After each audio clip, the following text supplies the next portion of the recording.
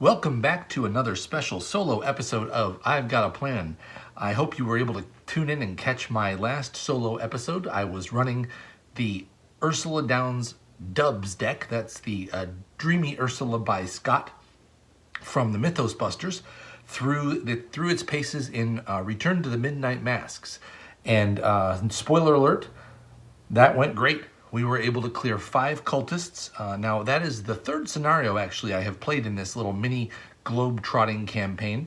I did the Return to the Gathering, then I headed off to the swamps and did Rougarou, and then I've headed back to Arkham and did Return to the Midnight Masks. And now we are one more time taking a stop over in the Excelsior Hotel in Arkham for another side quest. And this is Murder at the Excelsior Hotel. This is a standalone scenario pack that was designed by another one of the Mythos Busters, Nick Corey. He did a bang-up job with this scenario, my favorite of the side quest scenarios. And I've played this a good many times, but never with an investigator quite like Solo Ursula. So, a little bit about this deck. This is a really cool deck that's meant to be just fast, fast, fast. It is a don't stop moving, don't stop investigating, and very little in the way of power punch going on in this scenario. Not in this scenario, in this deck. Ursula can do a little bit of damage with a couple of her options, and also in this scenario we start with a dagger, which I'll talk about in just a second. But in general, Ursula is not much of a damager, and she probably won't play this scenario as a fighter either. This is going to be a dodge, duck, and weave sort of a scenario. The theme here in the Return to this Murder at the Excelsior Hotel is that you awake in a hotel room and there's a body on the floor and a blood-stained knife, and you don't know what happened. You assume it looks for all the world like you killed the person, but you don't know what happened. All you know is that maybe you were drugged, or there was some sort of a knockout potion put in a glass of wine, and now you have to decide what to do. You can proceed with this any way you want to proceed with it. You can start silently taking out hotel guests so that nobody snitches on you, or you can profess your innocence and just try to discover who done it. And that is what we are going to probably be doing with Ursula, because she's not going to be much for sneaking up on innocent hotel guests and taking them out, given her paltry combat abilities.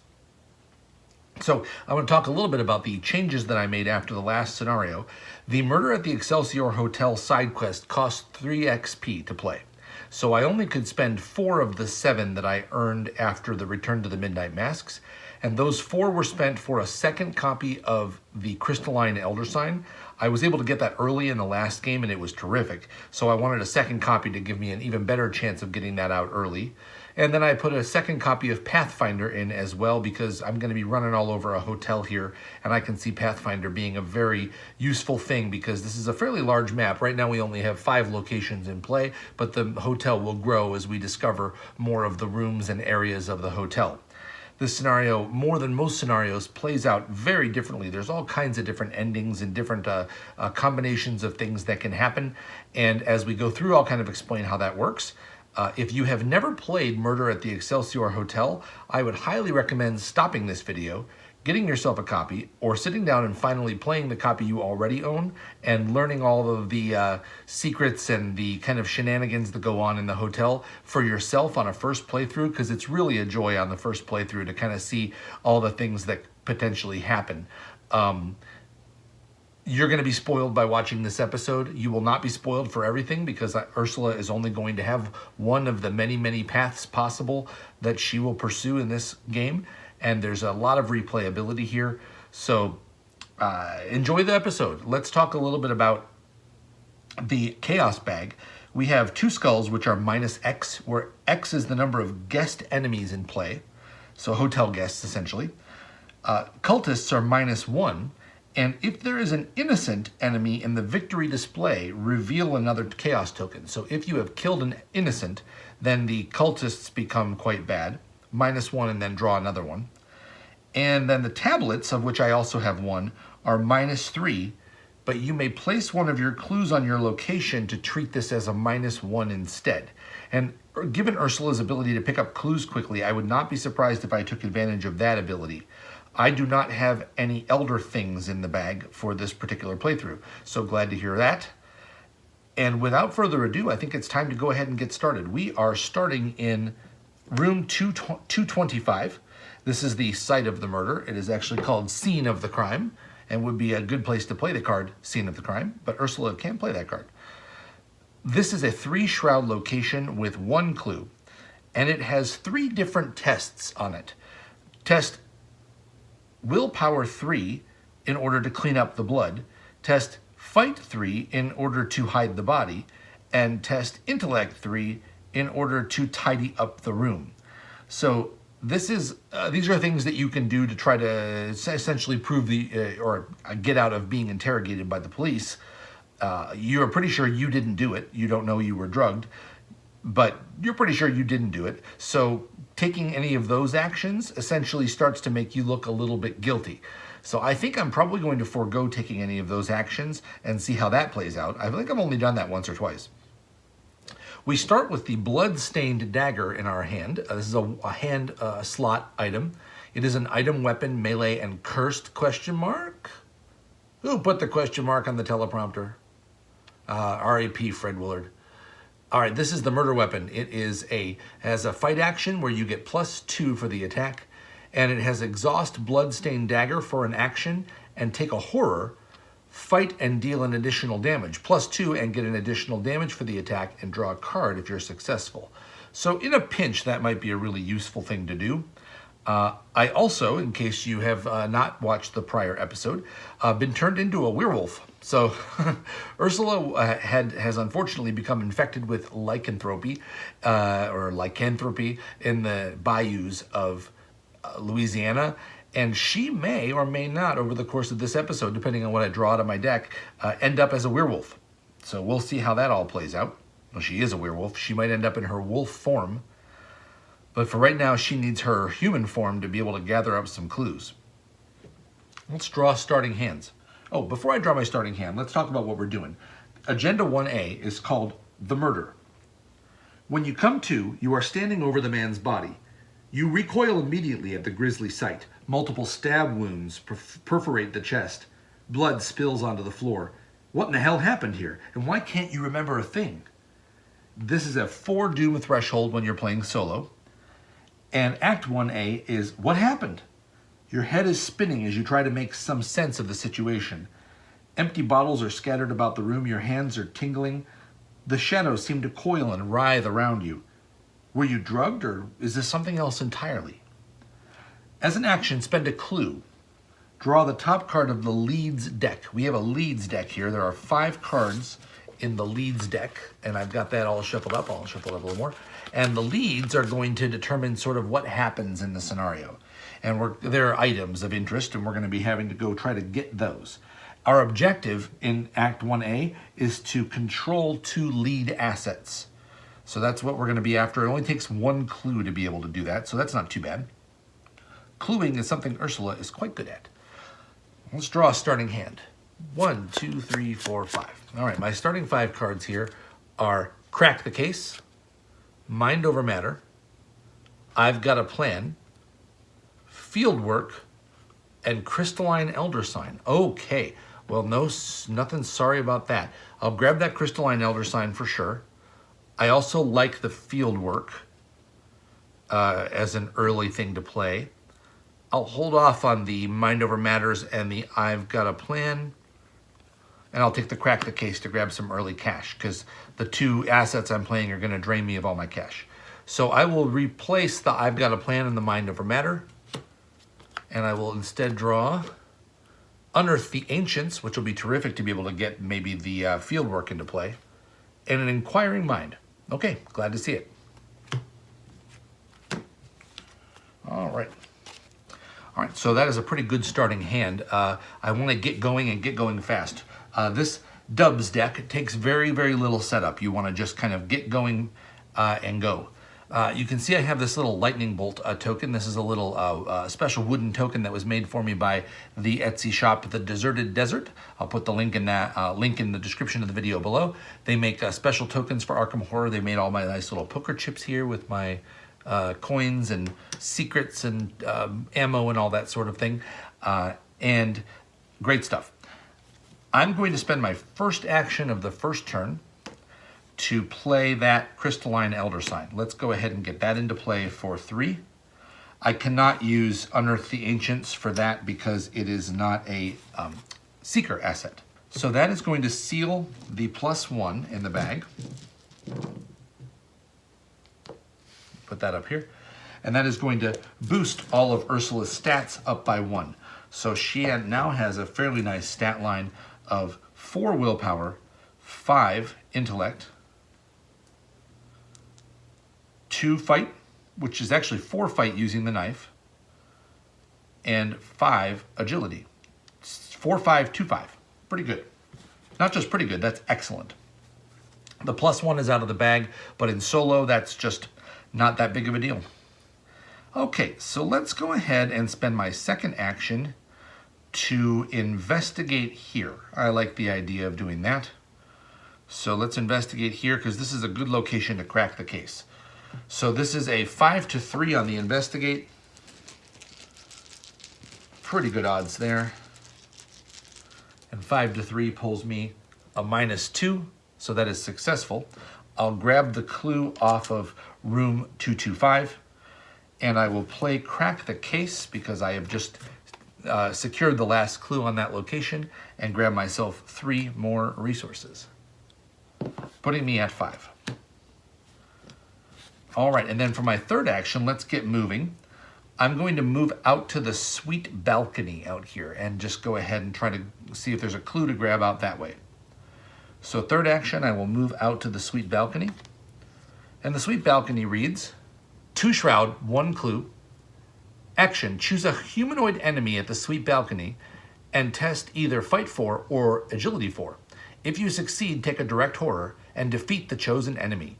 If that enemy is elite, deal 2 damage to it instead. So you essentially, like, you feel terrible about it, but you push them off the balcony. Good stuff. It does not provoke attacks of opportunity. And importantly, it is a 2 shroud with 1 clue. And I will go ahead and use my free investigate to snap up that clue.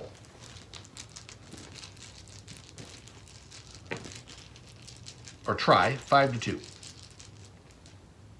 I get a -1, so that is a successful snapping up of that clue. All right, Ursula, as she does in the first turn, has grabbed herself 2 clues and gotten an asset into play. Not shabby at all.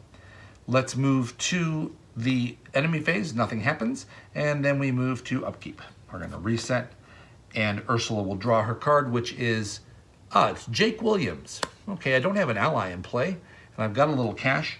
He might be very good to play because I can start drawing some cards off of all these rooms that I have yet to uncover. I think I see that being a very good idea. And I'll take a 6th resource, and we go to the Mythos phase. Doom number 1 out of 4 on Agenda 1A. And our encounter card is Driven to Madness.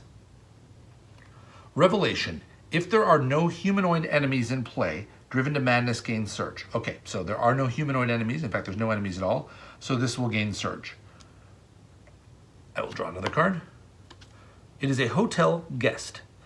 The hotel guest reads, spawn at the nearest hall location. That'll be here at the 2nd floor hall. He is aloof, 1 fight, 2 evade, and 1 health. He has patrol to the nearest crime scene location. So patrol means that he will move towards the location that you are patrolling to. So he's patrolling towards the crime scene, which is room 225. Forced, at the end of the enemy phase, if the hotel guest is at a crime scene location, add a doom to the hotel guest. So it's trying to speed things up on you. Peeking through the door going, oh my goodness, what's happening in here? As an action, you can parlay for either willpower or intellect 3 and discard the hotel guest. So you can talk them out of it. Oh, there's nothing going on here, and just move along. So this is going to spawn here at the hall location, and we're back to the investigation phase. Okay, so do I want to go ahead and patrol? Let's see, at the end of the enemy phase, they're going to get a doom, and they move during the enemy phase. So that hotel guest is going to go snooping around in the room and get a doom on it. I certainly have a pretty good chance of being able to parlay them. In fact, I have a pretty good idea about how to do that, and it seems like the right thing to do.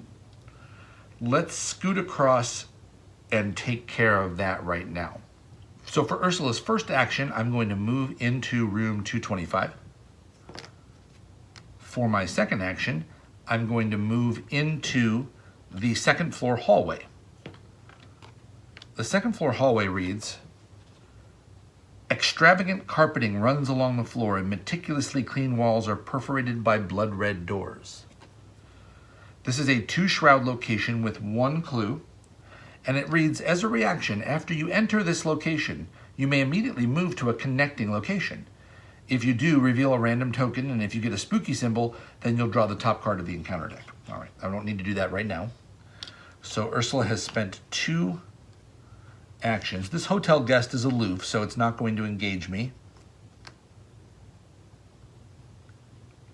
And then I'll take my free investigate moving into there, and I'll investigate that at 5-2. And you know what? Instead of grabbing the clue here, let's go ahead and try to unearth the ancients on this. So I'm going to play Unearth the Ancients. I get a free investigate, and this is an investigate, and I will spend 1 resource to be able to try to get Pathfinder into play, Fieldwork into play, using Unearth the Ancients. So this is also a 5-2 test, but instead of getting a clue, I'll play Fieldwork for 1 cheaper. And I get a tablet. A tablet is -3, and that's fine. That is successful.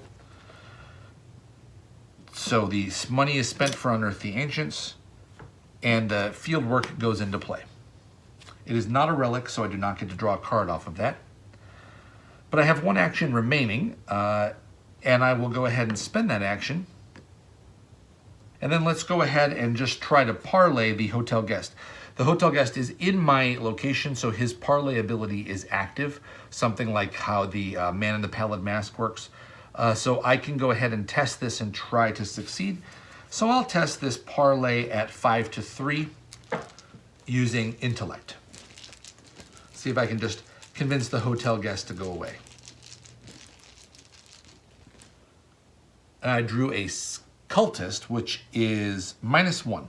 All right, that's successful. And the hotel guest says, okay, you talked me out of it, and is discarded. And that is Ursula's 3 actions.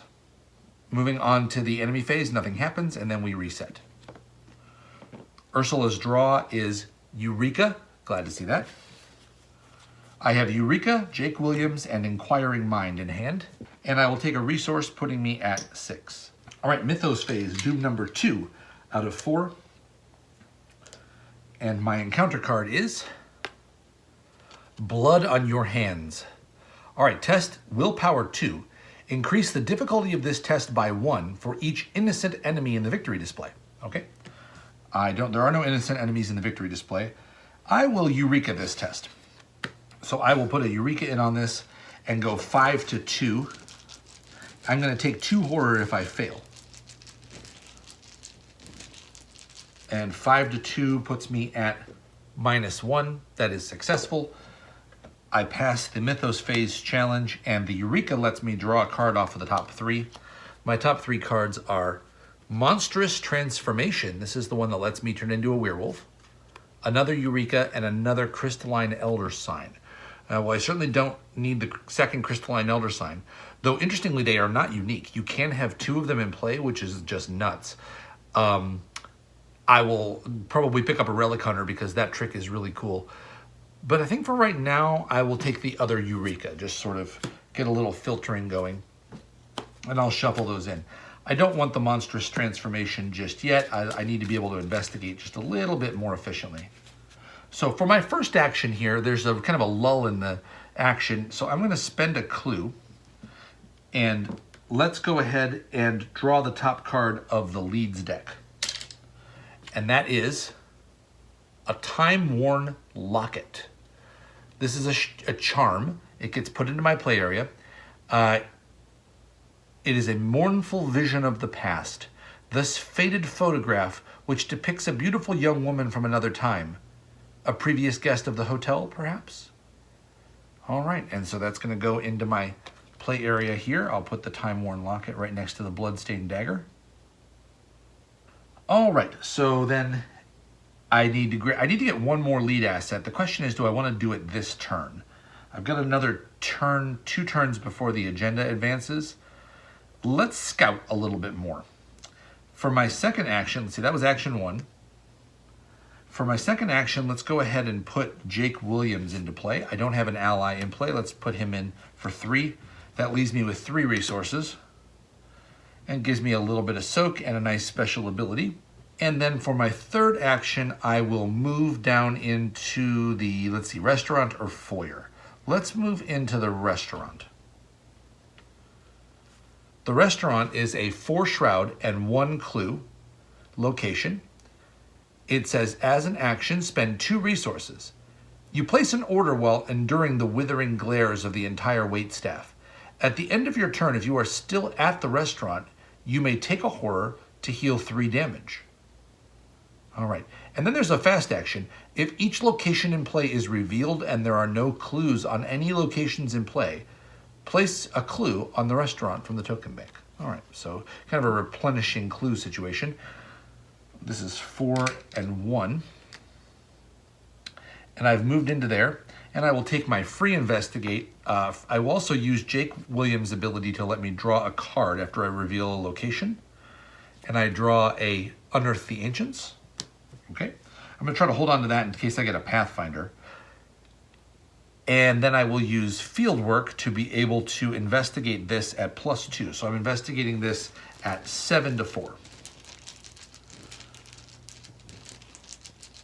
Saving the Eureka for a willpower test. And 7 to 4 draws me a -3. That is successful. Thank you, fieldwork. And I'll grab that clue. Puts me at 2 clues.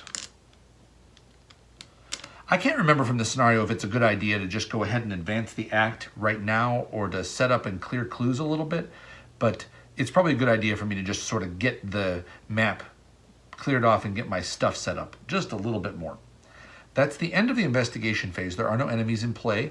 We're going to reset Jake Williams and Pathfinder, and we're going to take back our actions and draw a card. Ursula draws another crystalline elder sign. All right.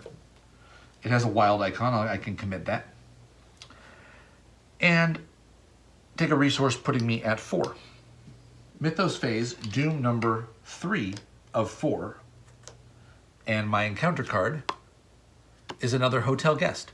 Okay, so this shows up, it says at the nearest hall location.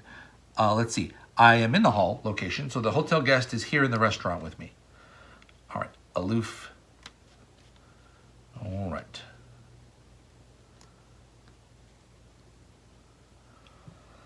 All right, well, seems like I would want to just go ahead and parlay them. They're going to work their way up over towards the crime scene, which is the room 225. But it seems like the right thing to do to go ahead and parlay them since we're standing right here. I don't get any bonuses from that, but that's okay. Puts me at 5 to 3, which is pretty good. Yep, I'll just test that at 5 to 3.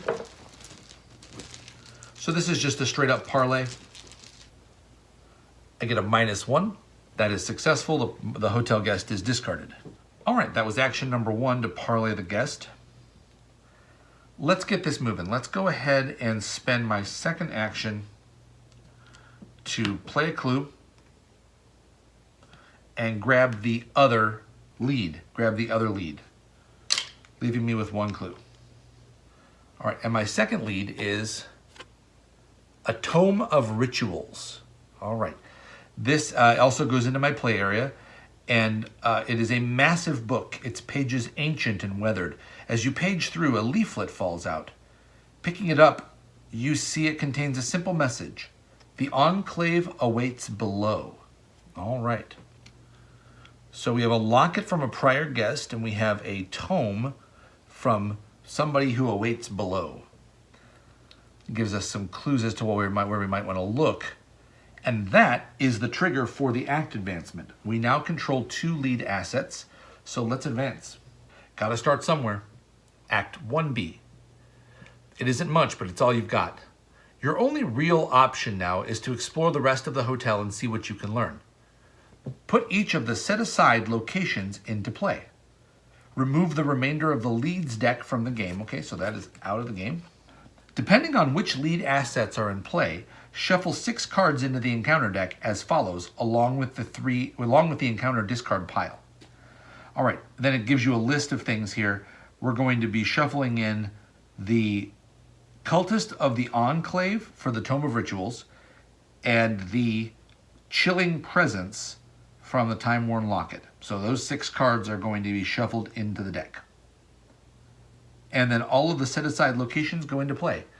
I'll take a quick timeout and redo the map and get those cards shuffled in. Okay, welcome back. We have a brand new map with all kinds of new stuff on it. We still have all the trappings of the old map, but we have 5 new rooms in play. We've got room 212, room 245, and the hotel roof, all of which are coming off of the second floor hall, and only the second floor hall. And then we also have, coming off of the foyer, an office and a basement, which are connected sort of in a triangle there. There are 2 of those 5 locations which are off limits right off the bat. The office you cannot enter unless you have the manager's key, and you can also pick the lock to the office from the basement. So that's a possibility for an Agility 3 test. Similarly, room 212 is locked, and you cannot enter it from the second floor hallway. But the second floor hallway gains a Agility 4 test that you can use to pick the lock and then reveal the room and move in. Room 245 reads, a deathly chill emanates from beneath the door to the room. And then the hotel roof is a hotel roof. So it seems to me that based on the clues that, let me tell you a little bit about Act 2A here. We are going to be following leads. It says, thanks to the leads you discovered in the suite, you're fairly sure whoever framed you is still in the hotel. The only real question is where to find this person. Looking at the leads you found, you feel like the answers are right in front of you. All right, our objective is to learn more about the leads by placing clues on them using the abilities on some locations. The more clues, the better, and we can choose to advance this if each of our leads has at least 1 clue on it, but we might wish to have 2 clues on them to present the information to the police. So that is a hint, hint. Let's make sure we get 2 clues on there, because Ursula is definitely going to cooperate with the police in this situation because she's not much of a fisticuffler. We're back to the middle of my turn. That happened after my second action, which was to grab that second lead. And now I have to decide what to do for my third action. I am in the restaurant. There's no clues on it. My temptation is either to go to the second floor hall and use field work to pickpocket my way into room 212, or to head down to the basement. I feel like the basement is definitely a location of interest here because the Tome of Rituals reads right on it that the Enclave awaits below, and then we shuffled in some Enclave type enemies into the deck. And that tells me that maybe I want to be down in the basement. I probably don't want to be down in the basement, but that is a more obvious clue to me than what this locket is from. It's from a room from a prior guest, so that's either 245 or 212. I'm going to need clues either way. So let's go down to the basement. I'm going to move into the foyer for my third action. Let's reveal the foyer. And the foyer says, 2 shroud and 1 clue. Action resign, you flee the scene of the crime. Run out of the hotel. See you later. That would make for a bad video. I'll keep playing. Forced, when you attempt to move out of the foyer while there is at least 1 guest enemy here, you're going to need to test your agility to make sure you can do it. So essentially, the more suspicious you look, the worse. And I am now in the foyer with Ursula. And I think this would be a grand opportunity for me to use Jake Williams to grab a card, first of all. So the card that Jake Williams grabs me is a Perception. Happy to see that. Hand reminder, I've got Unearth the Ancients, Eureka, Inquiring Mind, Crystalline Elder Sign, and Perception. And I'll take my free investigate at the foyer to be able to grab that clue. 5 to 2. I will not commit anything to that. I might as well use field work. This is my last action. It has a clue. 7-2. Oh, and I get an elder sign. Well, that's, of course, of a different color. So Ursula's elder sign says +1. After this test ends, you may move to a connecting location. Interesting. Okay, I will grab the clue. I get that for the test. Now the question is, do I want to move to a connecting location? Probably I do. Keep moving maybe down to the basement. I won't be able to take the card off of Jake because he's exhausted, but that's a small price to pay. Yeah, let's move on down to the basement. So I will take that and reveal the basement. The basement has a 4 shroud and 1 clue. And it has the ability to test intellect 1. If you succeed, move a humanoid enemy at any location once toward the basement. And then as a reaction, after you defeat an enemy in the basement, move any number of clues controlled by investigators at the basement to the Tome of Rituals if it is in play.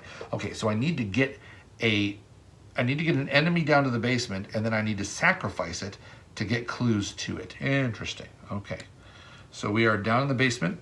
It is a Victory 1 location. I can't do anything there right now because I'm all out of actions. That is the end of the investigation phase. There are no enemies in play, so we're going to reset. And we're heading into the meat of the scenario here. Ursula will draw her card, which is a Pathfinder. Very nice. And I'll take a 5th resource. So I probably will not be taking the clue off of this location just yet because I'm trying to get 2 clues on the Tome of Rituals. I have 2 clues. And while there is a clue here, it allows me to do stuff like Inquiring Mind for big tests. So I think I'll leave the clue here and try to see if I can't do some shenanigans. Let's see what happens. Mythos phase. We're going to put Doom number 4 of 4 on the agenda. And we're going to advance the agenda. Arousing suspicions. As you retrace your steps to make sense of the situation, there is a pounding on the door to the suite. "This is the police," a stern voice calls out. "We've gotten reports of a disturbance. Open up!" Put the set-aside Sergeant Monroe into play in the foyer. All right, let's grab Sergeant Monroe. I used to have a fish named Monroe. Apropos of nothing. Sergeant Monroe is an ally. He has a cost of 5, which may become important if I manage to make friends with him. He may be assigned damage and or horror dealt to any investigator at his location, even if he is uncontrolled. And when he is dealt any amount of damage or horror, exhaust him, and he will also deal that much damage to a non-innocent enemy at his location. So he will fight back a little bit if he gets in trouble, or if he's in the scene of trouble. Spawn one set-aside Arkham Officer enemy at the 2nd floor hall. All right, Arkham Officer spawns at the 2nd floor hall. He is aloof. He patrols to the nearest location with clues, which right now the hall has a 2nd floor hall has a clue, so he's happy there. Forced, at the end of the enemy phase, move 1 clue to the Arkham Officer from its location, flipping it to its doom side. Okay, he's going to gather up clues. And then it's a parlay test of a willpower 3 to either automatically evade him or flip his doom to the clue side and take control of it to go grab a clue from him. Pickpocketing him, I guess, maybe. Or talking him out of his clues. Victory 0. He is humanoid, police, and innocent, so don't kill them unless you want trouble. Makes sense, he's a police officer. 3 fight, 2 evade, 3 health. So he is here at the 2nd floor hall. And he will not patrol anywhere for right now. Then shuffle each other set-aside Arkham Officer enemy into the encounter deck. All right, there are, I think, 2 more Arkham Officers. And they get shuffled into the encounter deck. All right, the next thing that happens is the lead investigator draws the set-aside What Have You Done weakness. That is this one right here. It reads, put What Have You Done into play in your threat area. As an additional cost for you to parlay, you must discard a card at random from your hand. Okay. You can take an action and shuffle What Have You Done into your deck. All right. So that's going to go here in my collection of stuff. I think it's time to say goodbye to Ursula. She's been nice on camera for a little bit, but I'm going to back her up. But wait, there's more. For each of the following circumstances, which is true, place a clue on room 225, that's our starting crime scene, and place a doom on an Arkham officer. So if the investigators have not cleaned up the blood, I have not, so we're going to put a clue on room 225. If we have not hid the body, I did not, so I'm going to put a clue on room 225. And if we have not tidied up the room, we're going to put another clue on room 225. 3 clues there, and then 3 doom on the Arkham officer. All right, so that does crank the time up a little bit because of the, I suppose the officer is sort of panicking after finding the crime scene. And that means that our doom threshold for the next agenda, which is normally 12, is now essentially down to 9. Special investigation. You are not the only ones interested in the strange events at the Excelsior tonight, and the police are onto you. You're still not sure what happened, or if it could happen again. After an investigator at the same location as a ready police enemy discovers one or more clues at that location, or deals damage to a humanoid enemy, each ready police enemy at that location engages the investigator and makes an attack. So if you start snooping around near the officers, they're going to get on you. And that is a doom threshold of 12. We have 3 doom in play already. And that finally, at long last, is the end of Agenda 1B. Now it's time for my encounter card. And my encounter card is Conspicuous Staff. All right, these are humanoid and staff, and they are not, what's the word I'm looking for? Innocent. They are not innocent. And they spawn at the nearest crime scene location. Well, that is right here with me. Well, this just might be the perfect opportunity. So they are engaged with me, and they are hunters.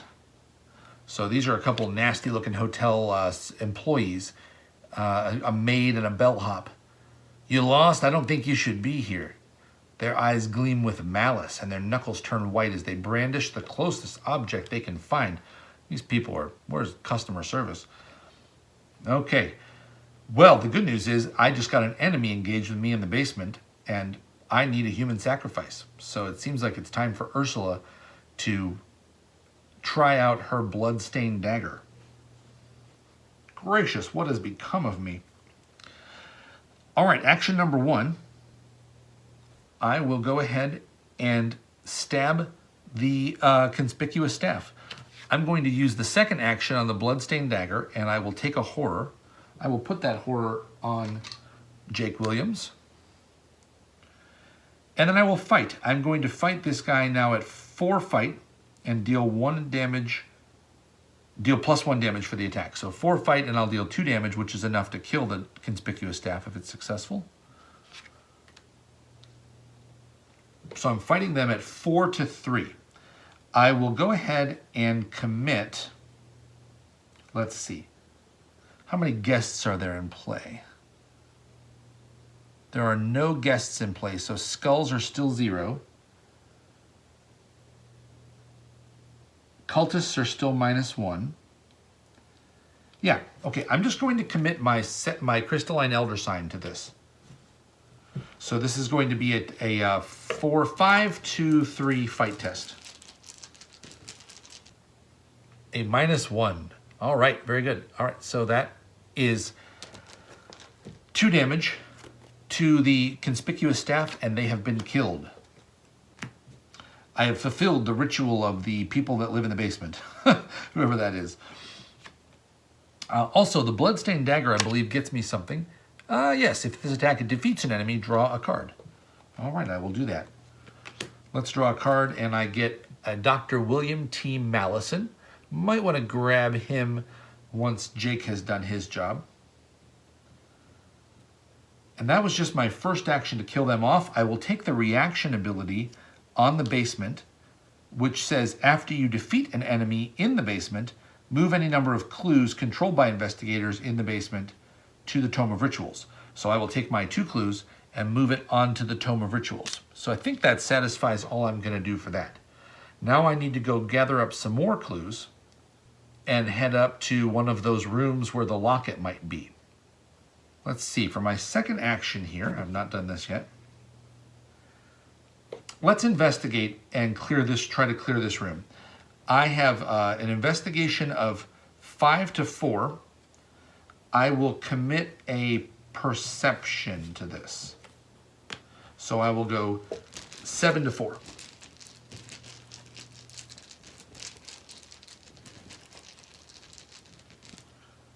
And 7 to 4 draws me a cultist, which is -1. There are no innocents. I have not killed any innocents. Just those very not innocent hotel staff. And I grab the clue off of the basement. And I draw a card off of the perception, which is another copy of Dr. William T. Mallison. Okay. They have willpower icons also in case that becomes an issue. Okay. So let's, I think it's time to maybe head into the office downstairs and see if I can't grab a clue down there. Yeah, I like that plan. I want this Arkham officer to start investigating room 225 because that'll clear him out of the hallway. So I will go ahead and try to pick the lock in the basement. So the basement gains, that's us here. Probably should have done this first. Action test agility 3 to attempt to pick the lock. So I will do that. I have agility 5, so it'll be 5 to 3, and I'll commit a Eureka to this. So 5 to 3 puts me at 6 to 3 on the Eureka.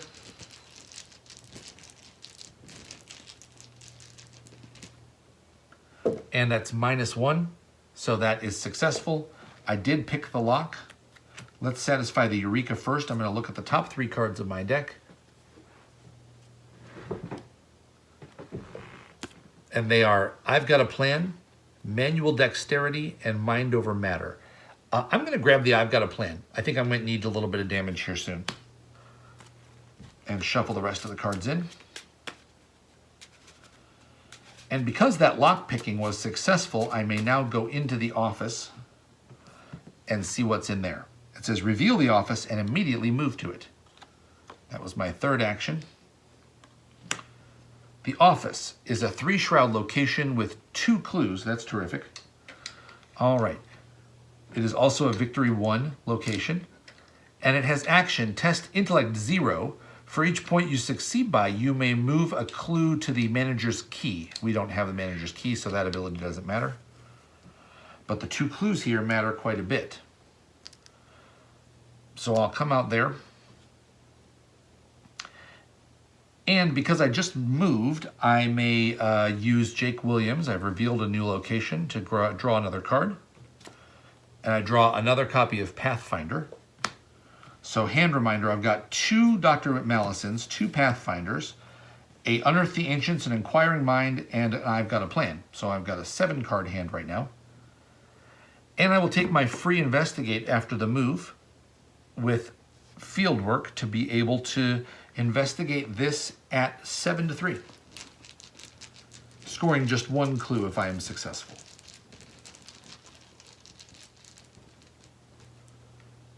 And I get a skull, which is -0. There are no guest enemies in play. So that's successful. I grab 1 of the 2 clues off of the office. Now, that's the 2 clues I'm going to need to put onto the Time-Worn Locket, but it's a victory point location, so I might as well grab the other clues while I'm here, but I can't do that this turn. That is the end of the investigation phase, enemy phase. Now, this is where it all gets a little bit tricky. I got to make sure I read all the abilities here. So the Arkham officer is going to patrol to the location with clues, the nearest location with clues, so he's happy where he is. And that's it for the enemies in play.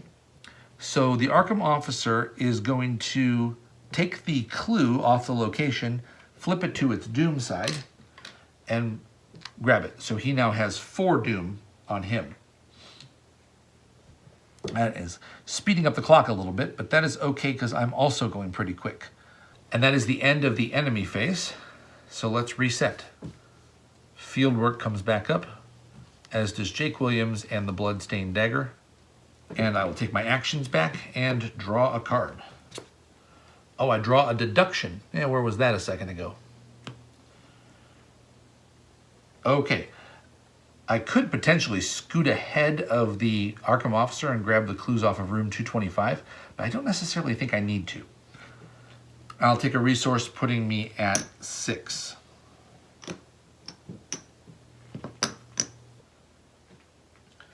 Mythos phase, Doom on the agenda, number 1 of 12, but there are 4 on the Arkham Officer, so that is 5 of 12. My encounter card is Cultist of the Enclave. Okay, so these are the guys that are special for my tome. They spawn in the basement. They do hunt. They deal 1 damage, 3 fight, 3 evade, 2 health. Forced, after the Cultist of the Enclave attacks, reveal a random token from the Chaos bag, and then they get Doom if they successfully attack and draw a spooky symbol. Okay, so that Cultist of the Enclave is going to be after me. That's okay. I think I can outrun him. I know I can outrun him. So let's take my first action here and let's grab a clue. And I will be testing at 5 to 3. I'll just let that ride at 5 to 3. That's pretty good odds. And I get a -1. Great. So I get that clue. So my first action, grab the clue. That gets me a victory point. For my second action, I'm going to spend 3 resources and get a Pathfinder into play. Now I can zip through the hotel a little faster. Of course, it costs me an action right now, but I can get that action back this turn. I do not have any enemies engaged with me, so I will exercise my right to use Pathfinder, and I will zip out to the foyer. All right. The Arkham Officer, let's see. When you go to the 2nd floor hall, after you enter this location, you may immediately move to a connecting location, but that does not, I would still, oh, the Arkham Officer is aloof. Okay, so he's not going to bother me. And the thing about getting clues is only if you're at the same location as a police officer. All right, well, that's certainly what I want to do. Check out room 245, I think. It has 245's description is that it's a very chilling room. It's got some sort of a chilling effect coming out from under the room. The cards that were added for the Time-Worn Locket is Chilling Presence. So I'll give that a shot. Let's give that, I don't remember whether that's the right place for it or not, but let's try. I'm going to move again to the 2nd floor hall, and then I'm going to take the opportunity to try to scoot through the 2nd floor hall to immediately move to a connecting location. And that does happen automatically, but the question is whether I draw an encounter card. So I draw an encounter card if I get a spooky symbol out of the bag, and out of the bag comes a -2. That is not a spooky symbol. So I'm moving into room 245. Room 245 reads, aha, I'm in the right place. Okay, 2 shroud, 1 clue. As an action, test intellect 3. Only the top card of your discard pile may be committed to this skill test. Place it on the bottom of your deck after it resolves. Okay? If you succeed, move any number of clues controlled by an investigator in room 245 to the Time-Worn Locket if it is in play. All right. That's perfect. So this is a situation where I am not going to grab the clue here, so I can leave that clue here for the time being to be able to use the Inquiring Mind. The top card of my discard pile right now is Eureka, so that's pretty good. Yeah, I'll pass up the free investigate here. So I'll just leave that active, and then that's it for my turn. Enemy phase. Let's see, the Cultist of the Enclave is going to hunt me up to the foyer.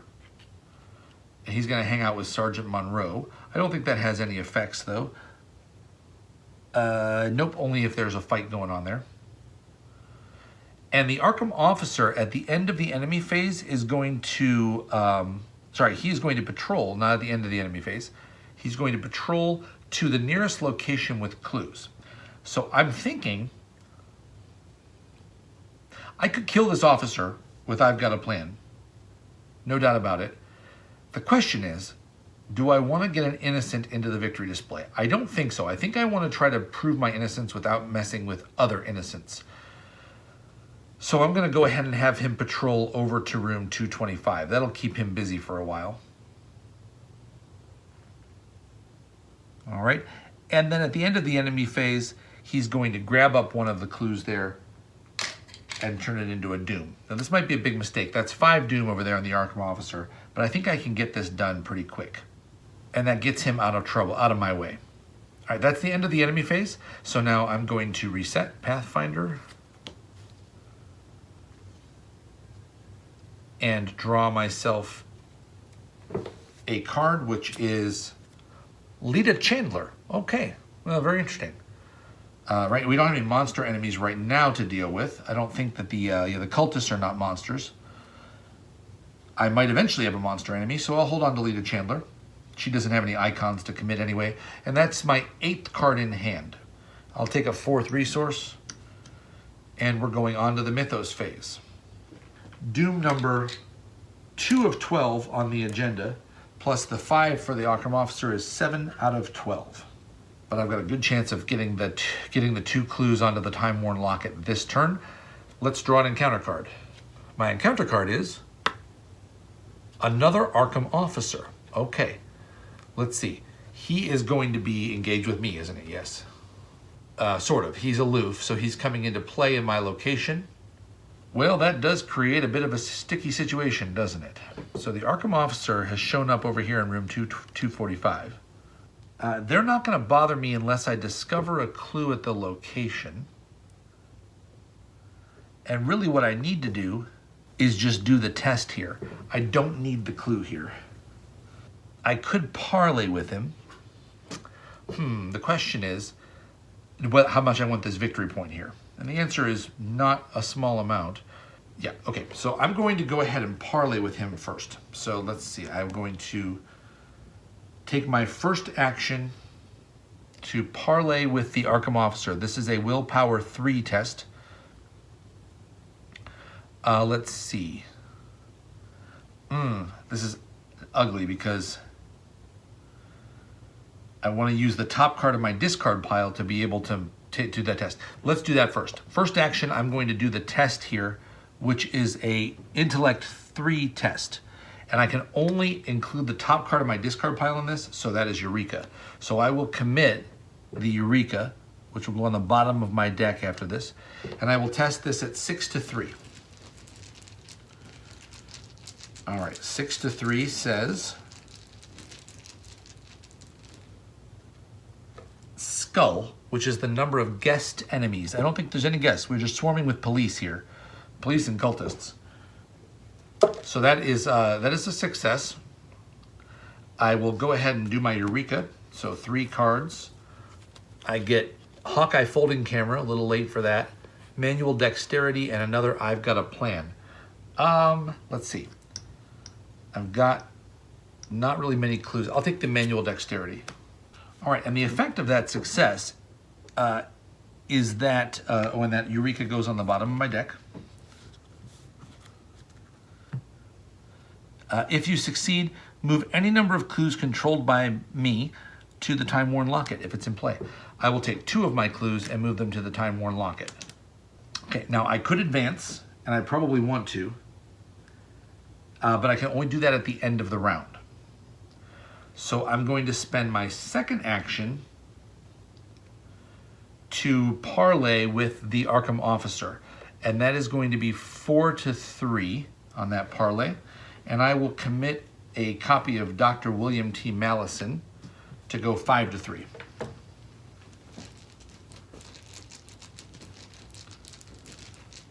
And 5 to 3 gets me a cultist, which is -1. There are no innocents in the victory display.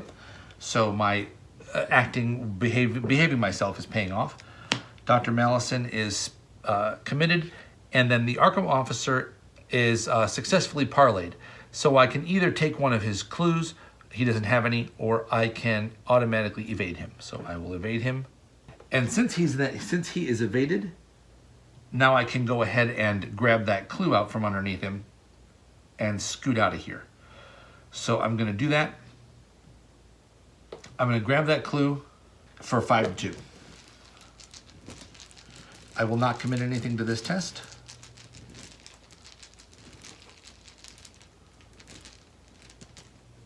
Five to 2 gets me a cultist. That is a success at -1. So I grabbed that clue. That would normally make the officer mad, but because he's engaged, he doesn't care about that too much. And then I think I'm going to Pathfinder. That officer is going to be aloof, and he's going to be chasing clues that aren't there. I think I'm going to stay there. I'm going to stay where I am, try to steer clear of the cultist for one more round. And that's all I'm going to do. End of the investigation phase. And then enemy phase, the Arkham officer is happy where he is, and he will go ahead and grab another one of these clues and convert it into a doom, putting that at 6 doom.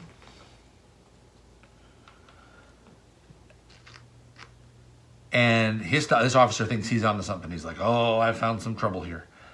And the other Arkham officer is exhausted, so he doesn't do anything. The cultist is going to hunt up to the 2nd floor hall. And then that is it. At the end of the enemy phase, that's when these guys do their thing. Yeah. Yeah, he doesn't have anything to do. And we're done. Let's reset.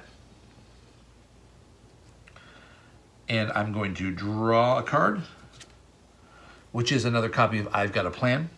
All right, I think that puts me over my hand size. It does indeed. Let's go ahead and get rid of my 2nd Pathfinder. I think that's just a little more than I'm going to want to spend.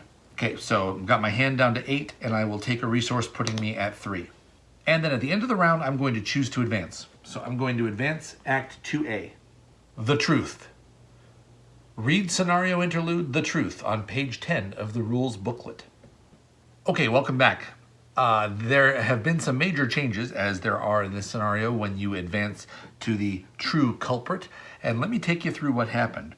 So essentially, the Arkham Police Department caught up with me and questioned me and wanted to know what had happened. I told them the truth, and I said I have nothing to do with it. And because I hadn't done anything suspicious, I had found clues about my items that I had recovered. I had not killed any innocents, and I also hadn't tried to cover up my crimes in the original hotel room. They believed me, and so they called off the police. So all of the Arkham police officers that were in play, the one with the 6 doom on him here and the one that was in the room with me, have headed off. The police have called off the chase on me here and have left the hotel, with the exception of Sergeant Monroe, who has stayed behind in my threat area to help me out. He's now an ally of mine, but it says very specifically that he does not take up the ally slot. He instead sits in my threat area. So that's nice. It doesn't override your ally. And he is available to help me out going forward from here. I have discovered that the time-worn locket that I found gives me a hint about what happened and what might have possessed me to have done this murder, and that was that I was possessed by the spirit of the woman in the time-worn locket, who was angered at the cultists that have taken up residence in the hotel, and she wants the cultists dead. And so, because of that, we have had some changes to the purpose of the scenario.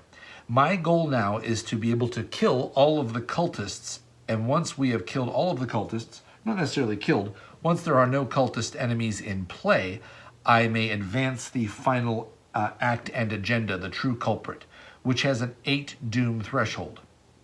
The scenario also spawned a few new cultists. We have the cultist of the Enclave, who was here in the 2nd floor hall to begin with, so that's the same guy. We have a hotel guest who has spawned here in room 225, and hotel guests are now considered to be cultists, and they're no longer considered to be innocent. And we also have another cultist of the Enclave out here at the suite balcony. They spawn at empty crime scene locations, so those were my only choices. And then down in the basement, we have this big fella here, the Dimensional Shambler. He is a 4 fight, 3 evade, 4 health enemy that is a hunter. And he does a lot of damage.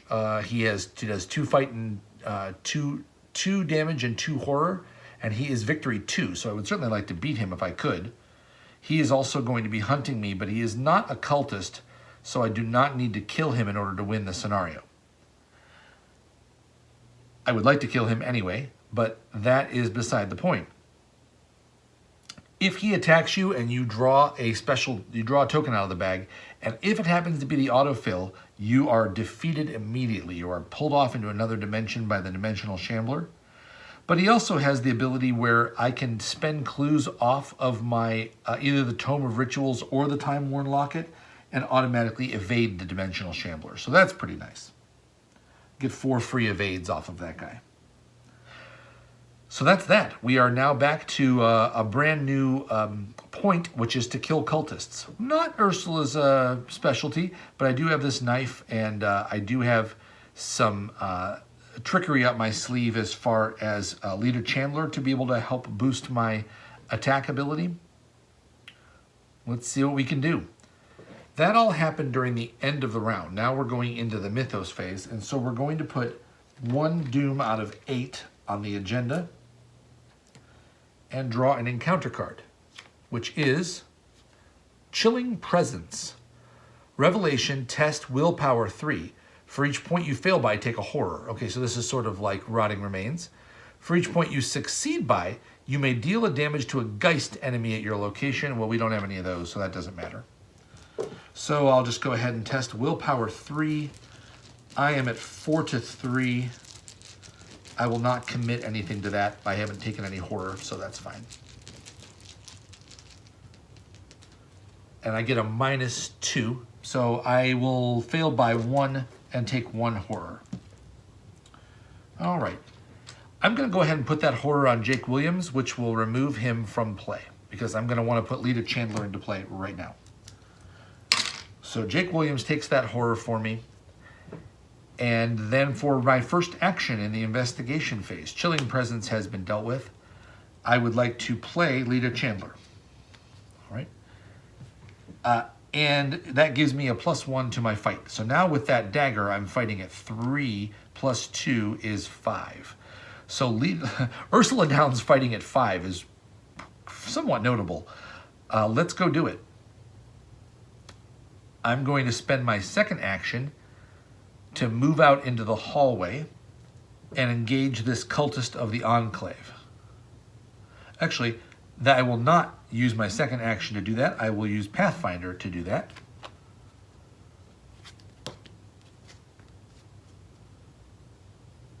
And I will move out into the hallway and engage this cultist of the Enclave. I'm kind of running out of room here, so I'll just put that there. I will not use the ability on the second floor hall because I would like to stay here. And I will go ahead and spend my second action to attack the cultist of the Enclave. And I will take a horror and spend the bloodstained dagger to do that. So that horror is going to go on to... I could use Sergeant Monroe to deal a damage to him, but I don't really need to. So I'll put the horror on Leader Chandler. And let's fight this guy. So I'm fighting him at 5 to 3. And I don't have anything I can commit to that. So I do actually have I got a plan to go 6 to 3. Does that matter? No, I will just go 5 to 3. And 5 to 3 draws me a cultist, and cultist tokens are -1. There are no innocents in the victory display. And that is successful. So I have dealt 2 damage to that cultist of the Enclave, and he is dead. Excellent. And then because I used the bloodstained dagger to do that, I draw a card. And I draw another Inquiring Mind. Be nice if I can get somewhere with a clue, like say the next room. All right. I have another action available to me after having killed that guy. Yep, and I will spend that action to move in to room 225 with this hotel guest.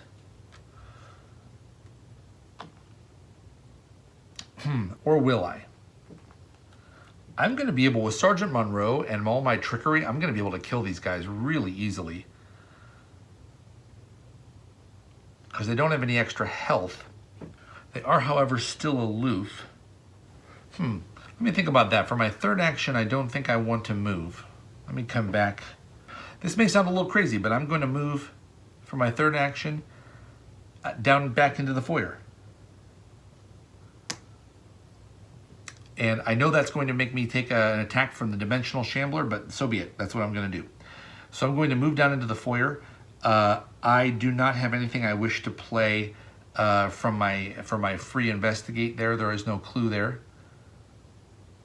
But that's what I'm going to do. The hotel guest is not a hunter, but the cultist of the Enclave out here on the balcony is. So he's going to move in there. And the Dimensional Shambler is a hunter. So the Dimensional Shambler is going to deal me 2 damage and 2 horror. And I was thinking about using Sergeant Monroe to be able to reflect some of this back, but I'm actually not going to. I'm going to take both of the damage and the horror on myself. I have not taken any damage or horror in this scenario because of my allies. So I will take 2 damage and 2 horror on myself, and let's test to see if I get swallowed up by the void. If I draw an auto fail, it was a fun scenario while it lasted. And the token out of the bag is a skull, so the Dimensional Shambler did not suck me into the void. That's good to hear. Okay, my plan is, the reason why I didn't take that on Sergeant Monroe is because I'm planning on using, I've got a plan next turn to almost certainly kill this guy straight out. And then I can use Sergeant Monroe to pick off the smaller guys later. That's my thought. And that is the end of the enemy phase. So we're going to reset, and we're going to draw a card. I draw a Mind Over Matter. Not sorry to see that. I am still over my hand limit here, so let's go ahead and get rid of a Dr. William T. Mallison. So he's going to be discarded. No, I'll keep him. I'm going to get rid of a deduction. I don't need the deduction. And I'll take a resource, putting me at 4. All right, Mythos phase. Doom number 2 of 8. Oh, I forgot the hotel guest. Does she do something? At the end of the enemy phase, she will get a doom. So we're actually at 3 out of 8. Okay, I got to remember that because I got to go up and deal with her quickly. That's 3 out of 8, that's right. And then I'm going to draw my encounter card, which is Mr. Trombley. I don't think this is what I wanted. All right, Mr. Trombley spawns in the foyer, which happens to be where I am right now. Gracious. He is a big fella. 4 fight, 4 evade, 5 health. He is a victory 1. After he enters play, immediately resolve the hunter and patrol keywords on each other staff enemy in play. There are no staff enemies in play. The staff seems to have disappeared. But he is spawning in the foyer where I happen to be standing. So that's bad news. I have him engaged with me now. I could, however, evade him pretty easily. Well, maybe not pretty easily, but I could evade him. I don't really care about his victory point right now, just because that's a lot. The big ask, 5 health right now. Let's deal with the Dimensional Shambler. Action number 1, I'm going to play I've Got a Plan. And this is a fight action, and it uses my intellect. So I am fighting this guy at 5 intellect versus his 4. And I will commit a Unearth the Ancients to this. So I'm going 5, 6, 7 to 4 on the fight. This will deal 3 damage to the Dimensional Shambler. And out of the bag comes a -2. That is successful. So I've Got a Plan deals 3 damage to the Dimensional Shambler, and then Lita has the ability, whenever an investigator at your location successfully attacks a monster, that investigator deals an extra damage. So that kills the Dimensional Shambler, who has 4 health per investigator. So off to the victory display with you. That's 2 VP for me. Happy to have that happen, and that was action number 1. Okay, action number 2, I need to get away from Mr. Trombley, so I'm going to evade him. and I will commit a manual dexterity to that evade. So this is 7 to 4 on the evade. And 7 to 4 pulls me a 0. So I do evade Mr. Trombley here in the foyer.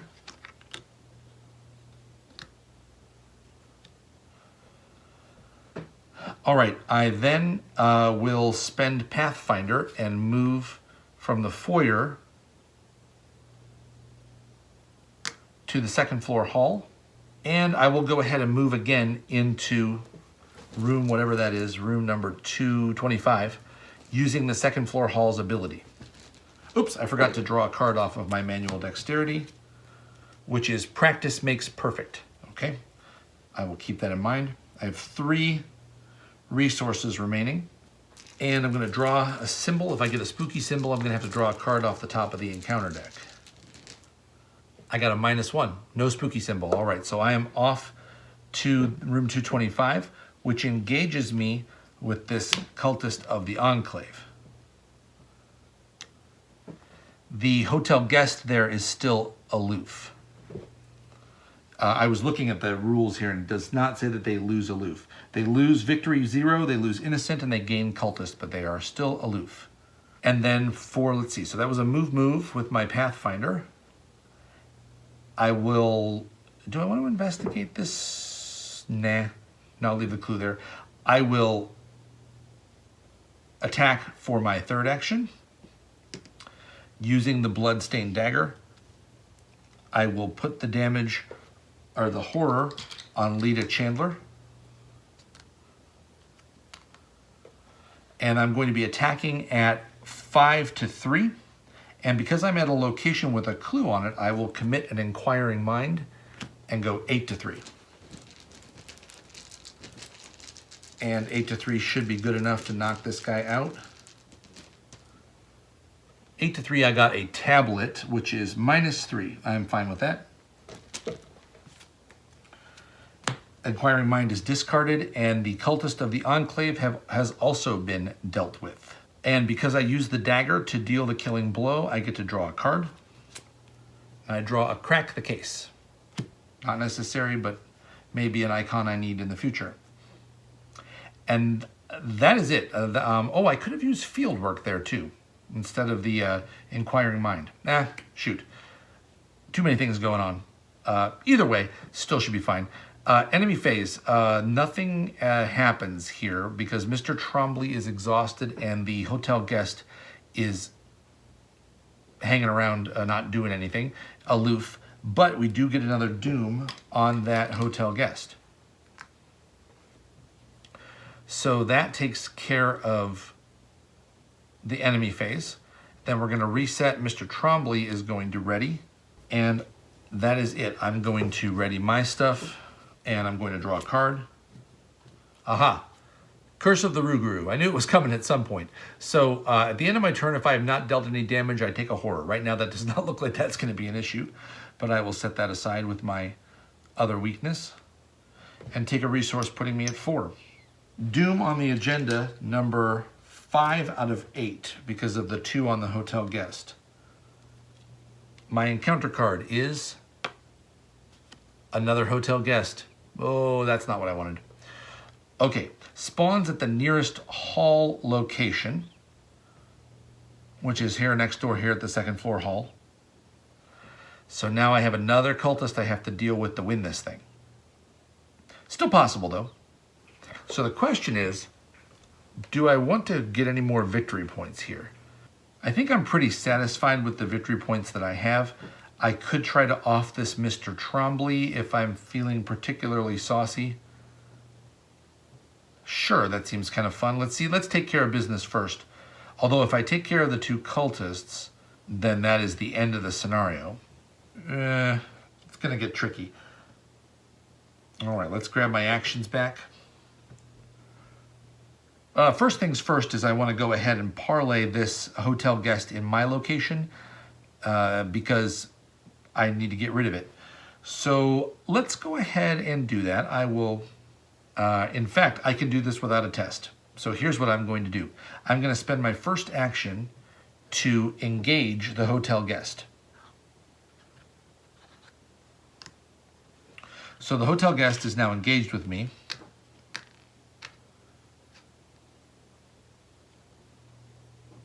And then I'm going to spend a second action, and I'm going to move into the second floor hall with the other hotel guest. That will trigger an attack of opportunity where the hotel guest will hit me for a damage. I will place that damage on Sergeant Monroe, who will then use his ability. When Sergeant Monroe is dealt any amount of damage or horror, exhaust him and deal that much damage back to the non-innocent enemy at his location. So the hotel guests are no longer innocent. It says so on the card, on the act and agenda card. So Sergeant Monroe will swipe back at the hotel guest and deal the 1 damage necessary to kill it. So it is off to the discard pile, and that doom goes away, which is very important. I now find myself in a location with another hotel guest. And the question is, do I want to just go ahead and finish this off right now? Or do I want to scoot somewhere else? I've got some time. I have another I've got a plan and the money to spend it. Yeah, sure, let's go hunting for some victory points. I'm going to get greedy here, and I'm going to... the hotel guest is aloof. So I'm going to use the ability at the second floor hall to move. And let me draw a token out of the bag. I get a -2, so I avoided the spooky symbol again. This bag doesn't have a whole lot of spooky symbols in it, just 4 of them. 5 if you count the autofill. And I think the second floor hall does count the autofill. Yeah, it does. And then I will scoot off to the hotel roof. The hotel roof is a 3 shroud and 1 clue location. It is a victory point location. And it allows you to move for a test of agility 4 or strength 4 to move to either room 212, 225, or 245. So any of the numbered rooms. And it is the location for the alien device, which we do not have. Okay, so that was another, let's see, so I did a,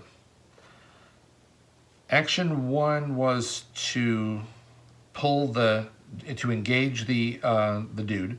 Action 2 was to move to the second floor hall, which killed the guy. And then I just scooted through, so I've done only 2 actions. And I will take my free investigate here to go 5 to 3 on that investigate. And I'll use Pathfinder, or Fieldwork, to go 7 to 3 on the investigate.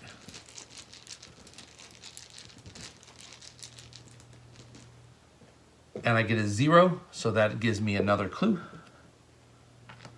Now I've got a plan that's fully charged up, and I want to spend my, let's see, my 3rd action. I forgot I wanted to play a crack the case on that last one, so I'm going to play that crack the case and grab 3 more resources off of the hotel roof. And then I'm going to go ahead and move back in. I'm going to spend my Pathfinder and move back into the second floor hall with that hotel guest who's just going to leave. But I'm going to keep that hotel guest from leaving. I'm going to spend my 3rd action to engage that hotel guest. So I'm going to go ahead and pull that hotel guest to me. I'm going to take some hits here, but I want to try to keep things under control. Then we get to the enemy phase. So the hotel guest stays where she is with me, and then Mr. Trombley is going to hunt into this location and also engage me. Now he deals 2 damage and a horror, so I'm going to go ahead and take 1 damage and 1 horror on Sergeant Monroe. Oh, Sergeant Monroe's already been used this round. That plan doesn't work very well.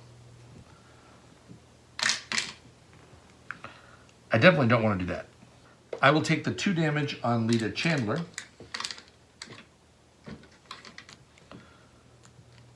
And I will take the horror on myself, putting me at 3 out of 7.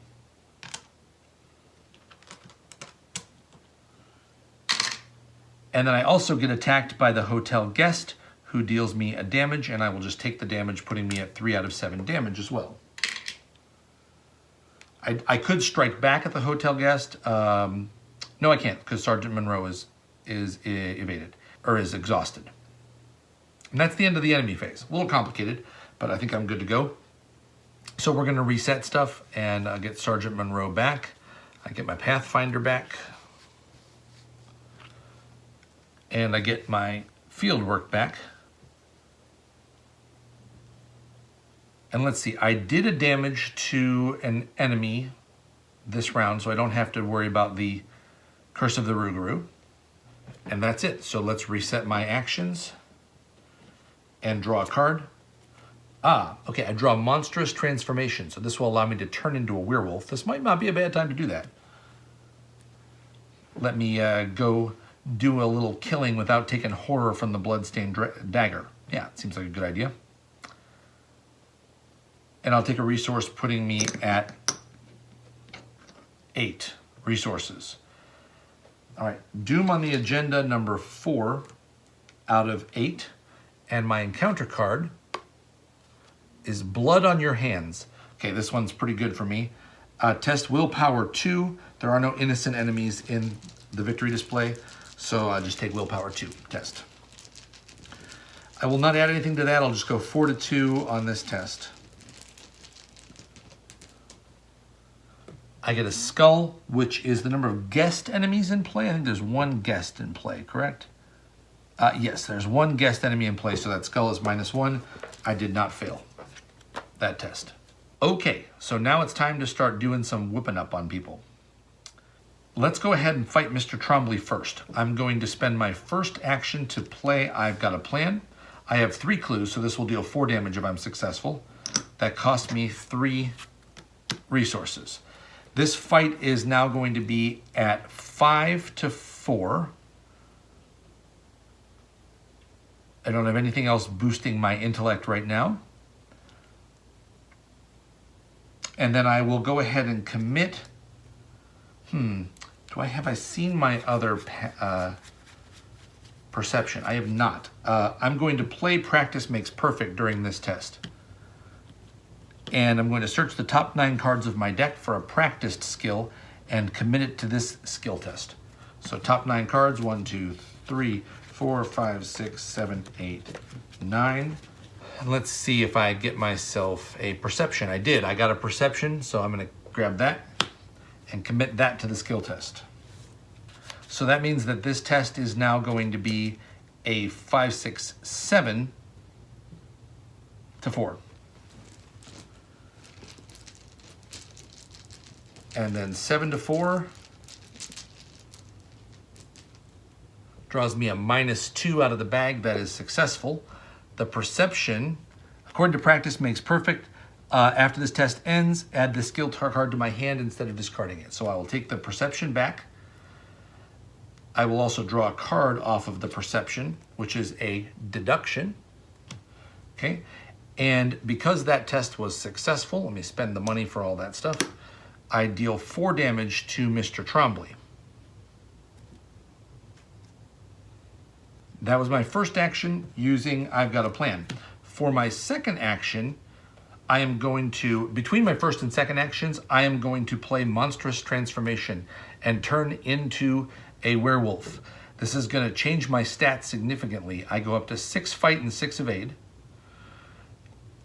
And I go to 3 intellect and 3 willpower. So now I'm a big fighting beastie. And then I'm going to use the fight ability on Monstrous Transformation to fight Mr. Trombley at 6 to 4. And I will commit a Mind Over Matter to this, going 7 to 4. 7 to 4 got me a 0, so I am successful at that Bear swipe, Mr. Trombley, not expecting a giant bear all of a sudden, is now dead and off to the victory display. All right, now I simply have this hotel guest to deal with. Let's see, that was my second action. The transformation is fast. So now I have the hotel guest to deal with, and I just need to be able to deal 1 damage to it. And then this scenario is over.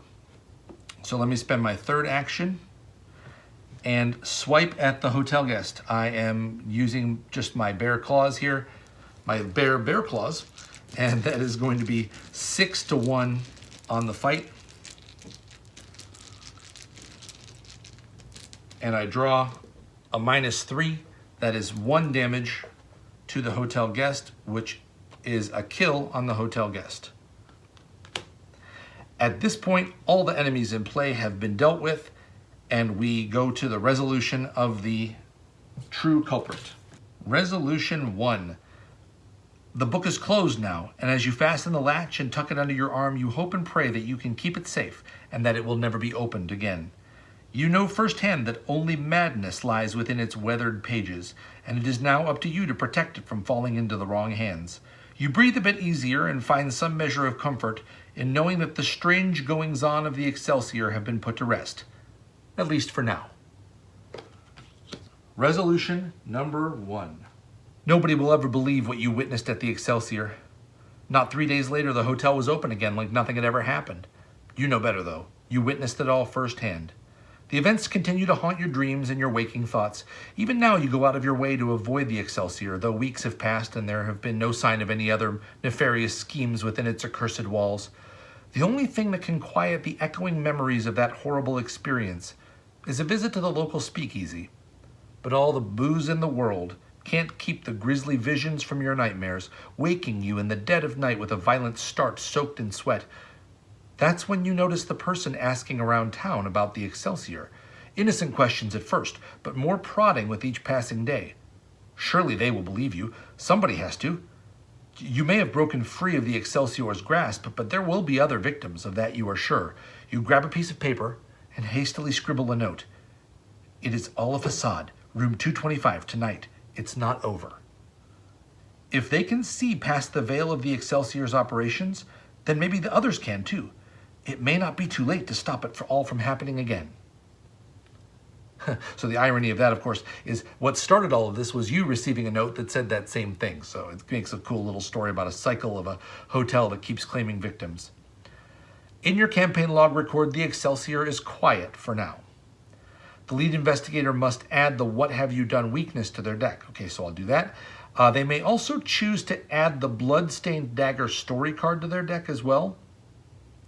Maybe, I'll think about that. If the police are on your side, and they are, any one investigator may choose to add Sergeant Monroe to their deck. I will definitely be doing that. Sergeant Monroe adds awesome soak and passive damage. I'm all about that as Ursula, so I will be taking Sergeant Monroe despite his hefty cost of 5 resources.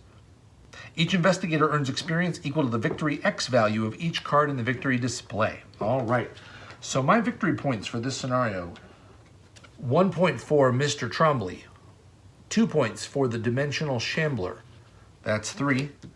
1 for the basement is 4, 1 for the office is 5, 1 for room 245 is 6, 1 for the hotel roof is 7, and that is it. So I received 1, 2, 3, 4, 5, 6, 7 victory points from this scenario. I had to spend 3 to get in the door, so I have earned myself a net of 4 victory points and a really cool ally. Potentially the dagger asset, though I'm thinking probably not. Ursula doesn't need more stuff clogging up her deck, and the dagger is essentially just a overgrown knife. It's better than a knife, but it's not much better, given that she just has a base attack of 1. And so that is it for Murder at the Excelsior Hotel. What a cool scenario. I think that's just a cool, great scenario. I've never seen that particular combination of things, so it took me a little bit of reading to figure out what the heck I was going to need to do. But the whack occultist is always a fun thing to do, even when you're Ursula, and especially when you are Ursula the Werebear. I had a great time. I hope you had a great time watching it. I will be continuing the adventures of Ursula Downs as I head off to some other location in the world. I'm thinking about maybe going off to Venice and trying the Carnival of Venice before I head back to Arkham for the Devourer Below scenario, which will be the final scenario in the return to the Night of the Zealot campaign, which is what I started off at the beginning. But I'm having so much fun playing this deck. I want to pop a couple more XP in there and see how good it does. I might even head off to Egypt. Who knows? I've got still both of the Egypt scenarios and Venice to be able to explore as side quests, and those all sound pretty fun to me. So watch this channel for more video episodes with the adventures of Scott's DUBS Ursula deck, which, as you can see, is just a very powerful deck with it's a lot of fun. You can reach me on the information below the video here. I'll give you my location for email and SoundCloud and for my Facebook page. You can also contact me anytime on the Facebook page for Arkham Horror the card game. I'm there quite frequently as I've Got a Plan or as Tim Fiscus. I hope to see you there. Hope you enjoyed the playthrough, and let's have fun.